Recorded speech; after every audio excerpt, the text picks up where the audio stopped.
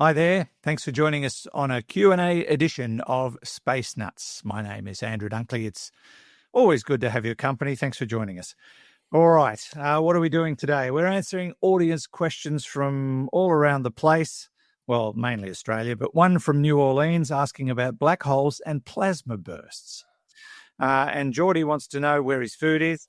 We're also talking about the minimum temperature of space, the effect of gas on light, and the Starshot mission. That's all coming up in this edition of Space Nuts.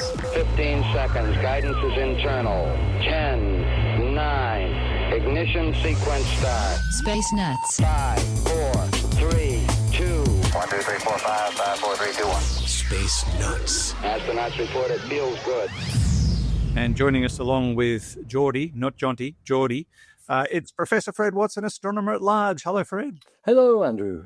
Yes, Geordie's in the back. Jonty's not. Yeah, Geordie the dog. Drinky the tweeter. He's always welcome on the show. Always welcome on the show. Yeah, he had a good walk with me this morning. So I'm he's in good fettle. sure he did. Now, you're so tall and he's so small. I bet his legs go 20 to the dozen. It's quite cute to watch. Be like a little wind-up boy. It's what he's like. Yeah. Absolutely. Oh gosh. Now we've got some questions, a couple of text and a couple of audio. I must preempt this by saying I had an eye check this morning and I had to have my pupils dilated. So right now, what I'm looking at is absolute gobbledygook, and it's very hard for me to read. So please, Do you want me to read it? I'll give it a go. Give it a go, yeah. It's all double vision and blurry. But anyway, let's see what happens. This question comes from Jim in New Orleans. I read where the Hubble telescope last fall, I assume you mean autumn for the people in the rest of the world.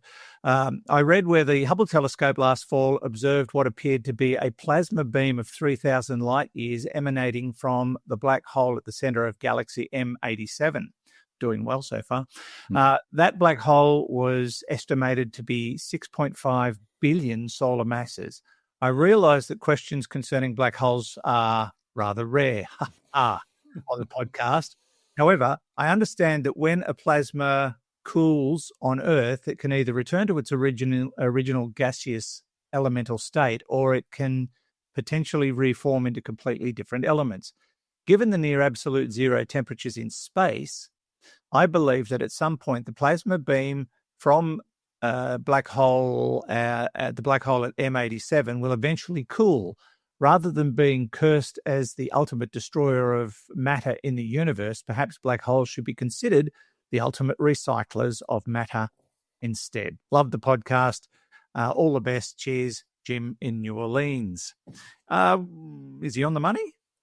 Well, it's an interesting question. Yes, I mean, I think he's right in the sense that the plasma, when it cools, will essentially turn, but what's a plasma? A plasma is an ionized gas. So it's a gas with an electrical charge. It's an electrified gas. Yeah. When it loses its charge, it basically stays the same gas, but is cooler. Now, the completely different elements idea would involve nuclear processes, because that's the only way you can change the elements, despite what the alchemists used to try and do. You can do it with accelerators, and it may well be that the conditions in some plasmas, like the one from the M87 black hole, maybe they do have collisions between the ionized atoms that are of such high energy that you might split them or something of that sort. I'm not familiar with that because I'm not a particle physicist. But in that regard, yes, if that happens, you've got a nice recycling process, which is what goes on in a nuclear reactor as well. But nice to hear from you, Jim. Glad you're enjoying the podcast too. Yeah. There's so much happening when it comes to black holes. I mean, there's just it's not just the plasma. It's the hunger. If I can use that term, black holes they get the munchies. They probably smoke too much pot. Is that what happens when you smoke too much pot? I've never... Apparently, I've been told. Yeah. In a medical paper once. All right. I spent a lot of time reading those. Hmm. But yeah, they're very active parts of the universe, and there's so much we know that they do, but we don't know so much more about them. And we've only in recent times been able to image them. Yep. Not so much photographs, but it was infrared, wasn't it? It's radio signals in the Event Horizon Telescope. That's right, and that's where this image comes from that Jim's talking about. Okay, so and we get so very many questions about them. They're one of the great mysteries. Sorry, and I'll just correct what I just said. The Hubble telescope is certainly what observed that plasma beam, but M87, of course, has had its structure imaged by the Event Horizon Telescope. Sorry, just correcting myself there. That's okay. It's all good. Thank you, Jim. Appreciate the question. Our next question comes from one of our regulars, Buddy. We'll see what he's got on his mind this time. Well, hello, Space Nuts. This is Buddy from Oregon. All right, guys. I got one more good one. I'll leave you alone for a while. Is the minimum temperature of space, like in the dark, is that going to get lower as the universe spreads out? And if so, is that going to affect how things in the universe react? Like, is that going to make hydrogen or, like helium turn into a liquid or something? All right. Thanks, guys. Thank you, Buddy. So as the universe is expanding, is the minimum temperature of space going to get lower, and what effect might that have on the elements? I think that's sort of the pricey. That's a nice pricey. And Buddy's right. It is getting lower. So the minimum temperature of space is essentially the temperature that we record from the cosmic background radiation, which is 2.7 degrees above absolute zero.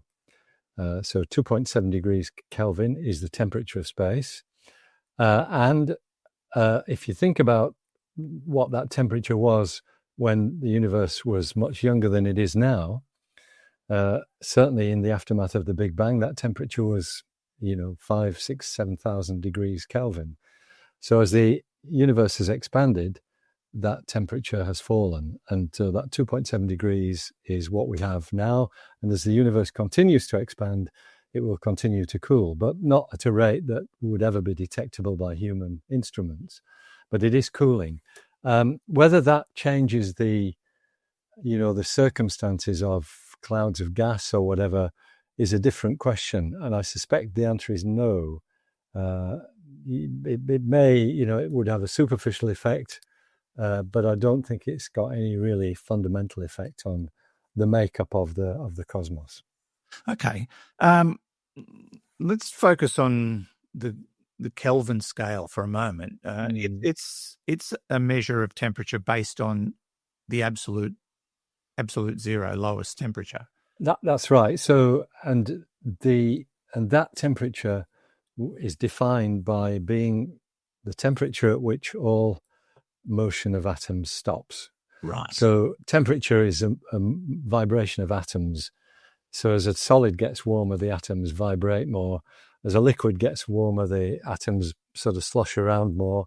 And as a gas gets warmer, the atoms whiz around much faster in space. So the three states of matter there.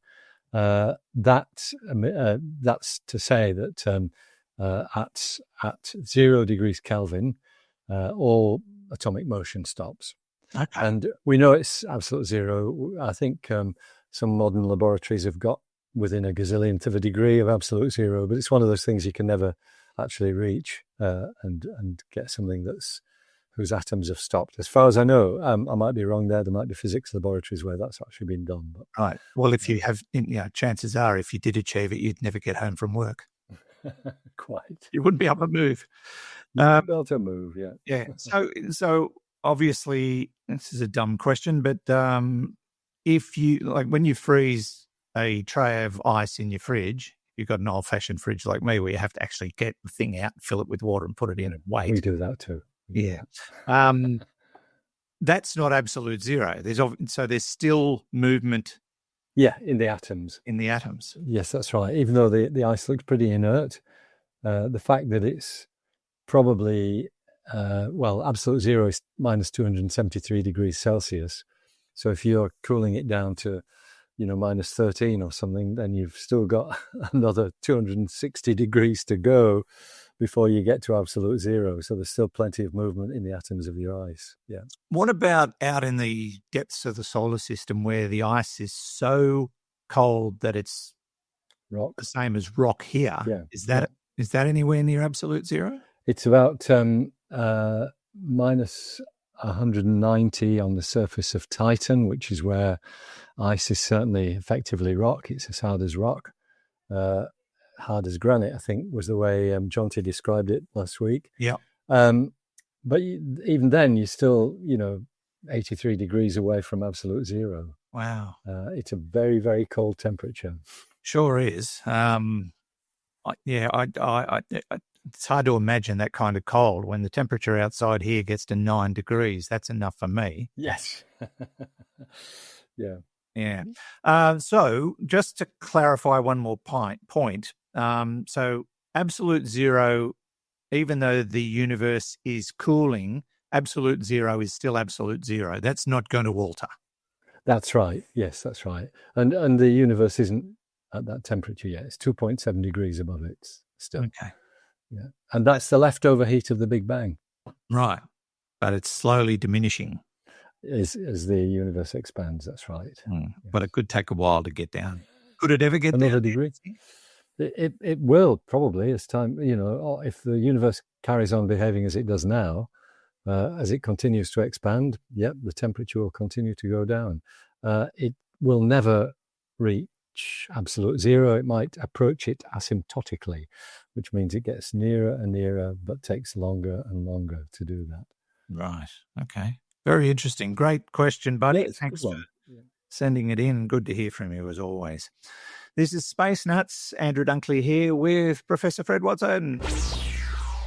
Let's take a short break from Space Nuts to tell you about our sponsor, NordVPN. Now, I've talked about virtual private networks before and how they can protect you online, and no one does it better than Nord.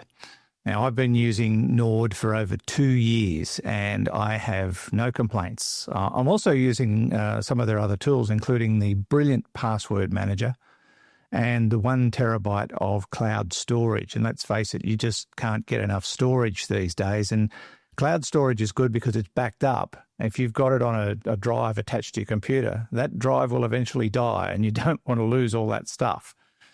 Cloud storage is the way to go. Right now, Nord is offering up to 74% off for Space Nuts listeners on top of an extra 6 months added on if you sign up for a 2-year deal. That is a brilliant offer. And it's all backed by their 30-day money-back guarantee.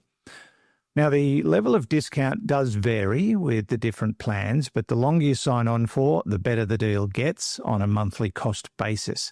You just need to work out what's right for you.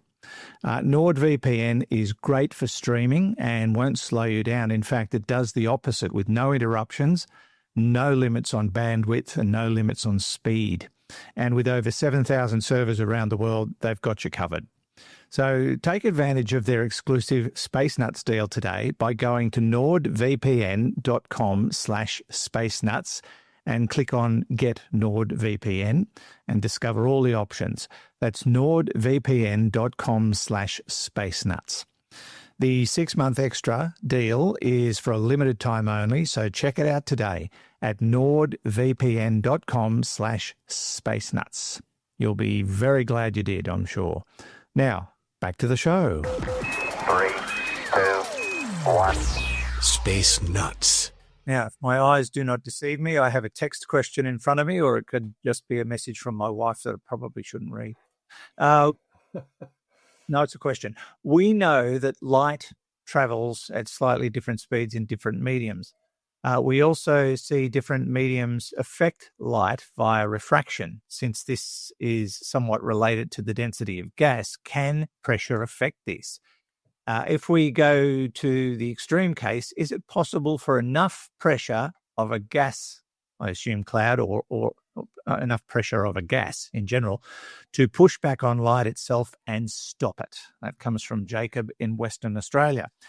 I assume Western Australia. It could be an American state that has the abbreviation WA. I believe there is one. So could be either. But this reminds me of an experiment they did not so long ago where they actually did claim to have stopped light. Yeah, that's right.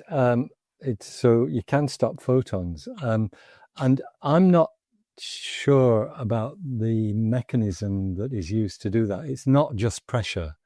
Yeah. There's more to it than that. I think it involves basically grabbing hold of photons using optical tweezers to stop the light. And so you can stop light. It's been done, exactly as you've said, Andrew. But it's not just pressure. Pressure does have an interesting, it does affect the gas. So the refraction of gas is affected by the pressure of the gas. What also is affected is if you send light of a single wavelength through a gas at high pressure, it will spread into adjacent wavelengths. It means that, the way we see it is as a spectrum line. If you send that light through a prism or something like that, you'll end up with a single line of light corresponding to that color, which corresponds to a certain wavelength. Pressure actually broadens that, and so these lines become wider. The process is called, guess what? Pressure broadening. Yeah. And that's what we see. And that's actually how we can use light from stars to measure the pressure in the atmosphere of the star by how much the line of light is broadened. Okay. All right. I was just reading something that because we were talking about the fact that they have stopped light in a lab. Yep. The way they did it was they used as you said, a special medium, like a cloud of ultra cold atoms. Yes, that's right. To trap the light's photons, and it effectively brought the light to a complete standstill for a brief period. And that was work that was pioneered by physicists Lin Hao from the Bose-Einstein condensate. Yeah. Condensate. So yes, my eyes aren't working. Yeah, no, you're doing well. Actually, you're doing very well. If I had the eyes that you've got at the moment, I couldn't read any of the stuff that you're looking at. A Bose-Einstein condenser is basically it says peculiar state of matter where it behaves as a single quantum object. So you put all the atoms together and they all behave like one object. It's a bit like entanglement. Right. It's headachy stuff, isn't it? It is, yeah. Very headachy, yeah. We gave Jonty a lot of headaches while he was... Oh, good. Well, that's good. He complained his keep then. Every time he was constantly having headaches. All right. So we covered Jacob's question effectively? I hope so. It's really all I've got to say about it, unless you want to throw in a couple of... Oh, no. You're getting into the realm of science fiction if you ask me to start talking about this. That's all right. That's perfectly acceptable. Thanks, Jacob. Great question. Okay, we checked all 4 systems and skiing was a go. Space Nuts. And our final question today comes from Ash in Brisbane. G'day, Fred and Andrew. Ash from Brisbane here. Got a bit of a mind-bender question for you. I was just wondering, if we were to take one of the breakthrough Starshot micro spacecraft that we're going to send through to Alpha Centauri, but launch it 90 degrees to the plane of our galaxy, how far and for how long would it have to travel before it could look back and see what our galaxy looks like from the outside? Interested to hear your thoughts. See you guys. Love the show. Bye. Thank you, Ash. I'm thinking that question came from one of the hypotheticals that were thrown at us recently, asking if we could go anywhere in the universe and look at something, what would it be? And your answer was to go outside our galaxy and look back at it and see what it really looked like. Yeah, that's right. I think that's where that one's come from. Yeah. So if Starshot was able to do that, how long would it take to get out there far enough for us to be able to look back and go, oh, look, there's our, oh, gosh, we need to take the garbage out.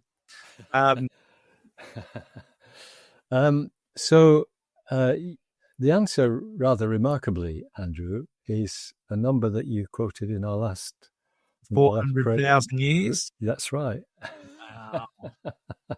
So I'm doing that as a calculation in my head. So Starshot is the Breakthrough Starshot is still just a concept investigator. That the idea with the project Breakthrough Starshot was to look at the possibilities of accelerating a spacecraft smaller than your mobile phone to something like a quarter of the speed of light, so that you get to Alpha Centauri maybe in rather than in 4.3 years, you get there in 16 years or something like that. 4.3 years is how long it would take for light to get to us. Yeah.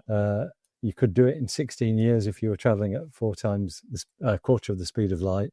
With conventional rockets, it takes about 60,000 years. So that's the difference. So so you accelerate your spacecraft to a quarter of the speed of light. I reckon you need to be 100,000 light years above the plane to see our galaxy in all its splendor, because that's its diameter.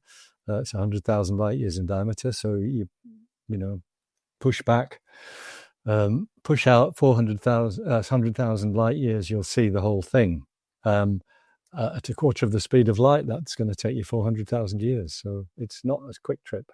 No. And it makes it very hard to arrange, really, because by the time it's there, no one will have remembered it.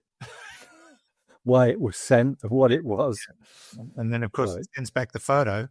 It's 800,000 years.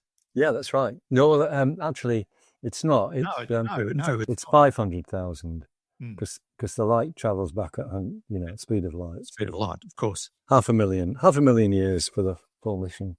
Yeah, that's doable, I think, Andrew, don't you? Oh, I'm a fairly patient person. I'm just not sure I'm patient enough for that. No, me neither. Do you think Starshot will happen though? No. Yeah. I think the results that are coming out are promising, but the Starshot is only a project to investigate whether it's feasible. So that will wind up. Then somebody's got to put the money in to not just build the spacecraft, which is probably quite cheap because it's small, but to arrange for that mylar light sail that's going to catch the light of the laser. And the big ticket item is the laser itself. Yeah. We currently don't have a laser that's anywhere near powerful enough to accelerate something to the quarter of the speed of light. Which leads me to a question without notice, because we've actually, I think in recent weeks or months, had 2 or 3 questions directly related to sending a mission to Alpha Centauri using laser-guided spacecraft. This is not science fiction. This is feasible. Yeah. And doable. We've been doing all sorts of experiments with spacecraft, sending up wooden satellites and things like that. That's right. But this would probably be one of the most efficient ways to send a long-haul spacecraft to another place.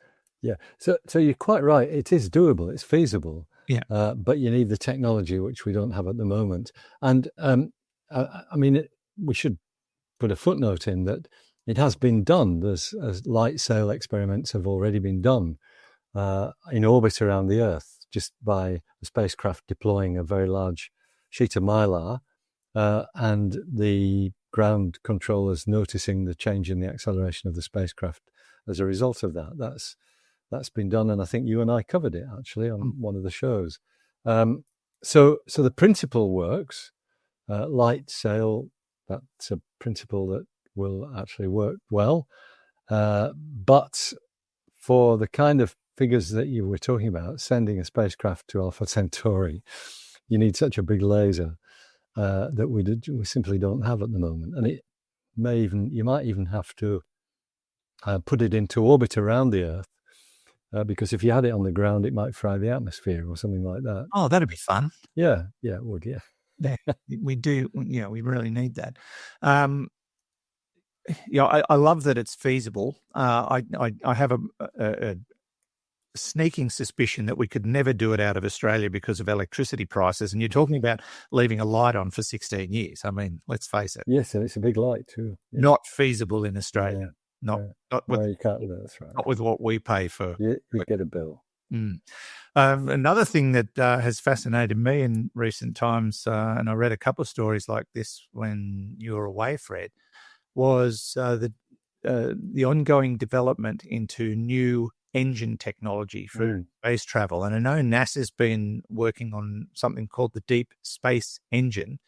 It's a thruster that is showing a heck of a lot of promise in terms of its power. It's a low-cost chemical compound engine. It's lightweight, and it promises to do some pretty amazing things if they can perfect it. We're on the cusp of probably achieving breakthrough technology in terms of speed and long-haul space travel, by the sound of it. Yeah, I think we covered some stories last year about new ion drives and plasma drives and things like that, which are all very promising. Yeah.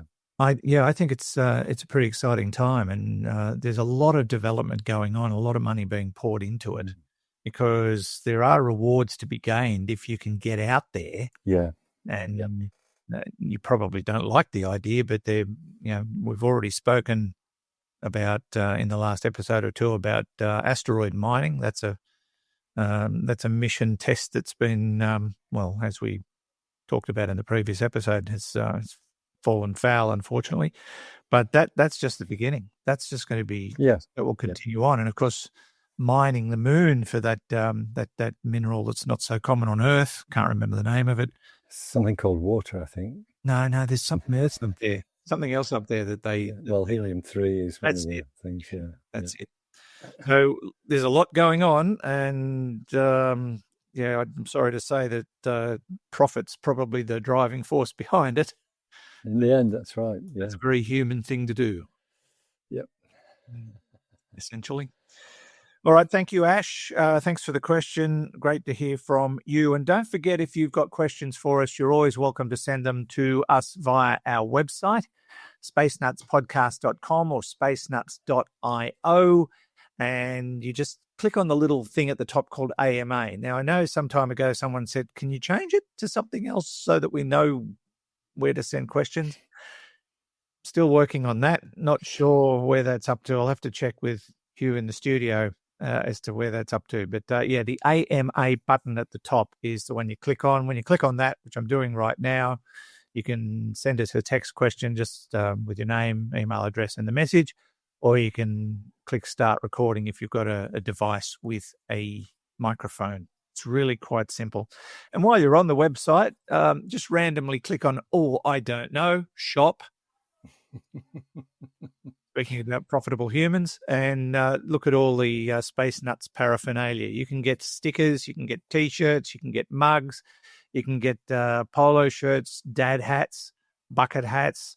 For those of you that live in those northern cold latitudes, you can get a ribbed beanie, all with the Space Nuts logo. You can even get Space Nuts socks. I need one of those beanies for the next time we go up to the Arctic. Yes. Well, when we're up above the Arctic later this year, even though it'll be summer, the temperatures that we don't get down to here in winter, essentially. Yeah. So we've bought earmuffs. So we should get some Space Nuts earmuffs, I reckon. There's also the Space Nuts hoodie. That's a fun item. If you want to scare people, not just Space Nut, but you've got a Space Nut hoodie on, that'll freak people out. Certainly would. Yeah. So that's all on the Space Nuts website, and plenty of other things to see and do there. And if you want to become a Space Nuts supporter, you can do that on the Space Nuts website as well. And thank you to all of our patrons. We think you are awesome. Thanks for getting behind us. And did I say goodbye, Fred? I'm not sure whether you got there or not, actually. Thank you, Fred. Nice to talk to you again. Good to talk to you, Andrew, and we shall speak again soon. We will indeed. And that's Professor Fred Watson, astronomer at large. And thanks to Hugh in the studio, who couldn't be with us today because he actually thought Starshot was real, and he went and bought a ticket. Only cost him $1 million. So he's out doing his second and third job to pay it off. From me, Andrew Dunkley, thanks for your company. Catch you on the next episode of Space Nuts. Until then, bye-bye. Space Nuts. You've been listening to the Space Nuts podcast. Available at Apple Podcasts, Spotify, iHeartRadio, or your favorite podcast player. You can also stream on demand at Bytes.com. This has been another quality podcast production from Bytes.com.